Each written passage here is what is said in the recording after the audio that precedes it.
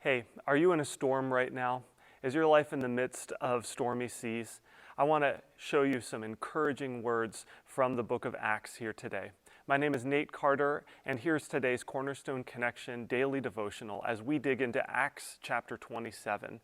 Now, the Apostle Paul is he's a prisoner. He's on his way to Italy. He's being taken as a captive there. It would seem, first of all, that the gospel has been put on pause, right? I mean, here's God's missionary being held captive. How can he possibly do the work of God when he is a prisoner on a boat? And furthermore, now the boat is about to go into troubled waters. In 27 verse 10, Paul says, "Men, I believe there's trouble ahead if we go on, shipwreck, loss of cargo, and danger to our lives as well."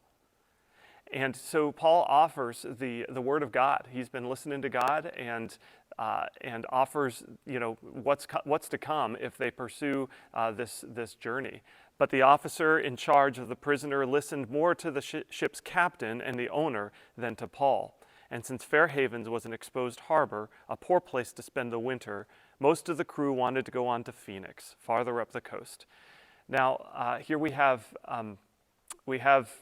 the captain listening not to the word of God, but rather to the kind of wisdom of man.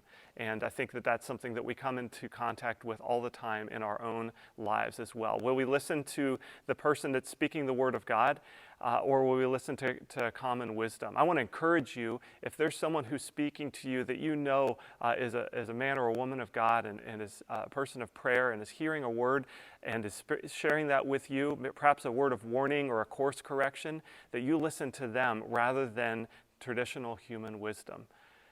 But unfortunately, the captain listens to other men instead of to God through Paul, and they set sail. And the winds start light, but then the winds turn to gale force winds, and all of a sudden they are in big trouble. Now, God has given the warning of what's going to happen, and he could just leave the men to their fate. But instead, we see a glimpse of God's grace in the midst of it. Verse 21. No one had eaten for a long time. Yeah, you don't eat when you're in gale force winds with the waves going like this. So you're not going to eat because it's not going to stay down. Finally, Paul called the crew together and said, "Men, you should have listened to me in the first place and not left Crete. You would have avoided all this damage and loss. But take courage, none of you will lose your lives, even though the ship will go down. For last night an angel of God, to whom I belong and whom I serve, stood beside me, and he said, 'Don't be afraid, Paul, for you will surely stand trial before Caesar. What's more, God in his goodness has granted safety to everyone sailing with you.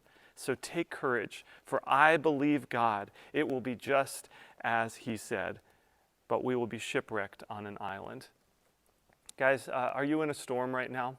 I used to think that we shouldn't count it as storms unless we're having, terrible persecution or loss of life. But the truth is, we all have storms in our lives, and it's all kind of personal to us. And so you may be going through a storm right now of a relational difficulty or a health concern or a bad job or bad boss or who knows what other things you may be going through right now. And it's a storm in your life.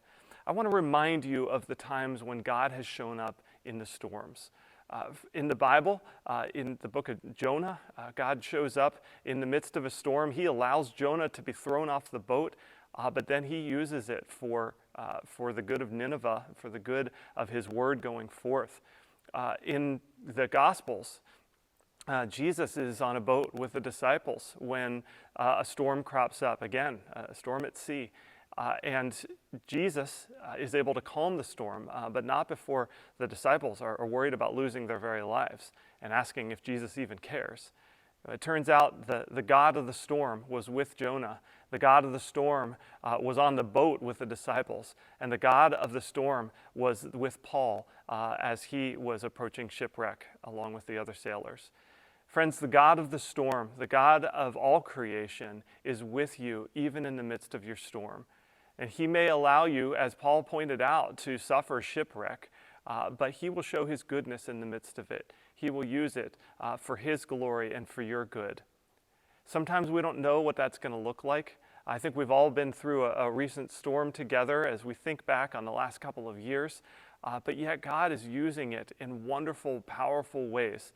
Often all we see is the shipwreck, all we see is the debris around us, but then we realize how God is using it for His good, for the advancement of the gospel, for your strengthening and for your ultimate encouragement, and for the eyes of those who are looking on from the watching world, seeing how you're going to handle adversity and how God is going to work through your life.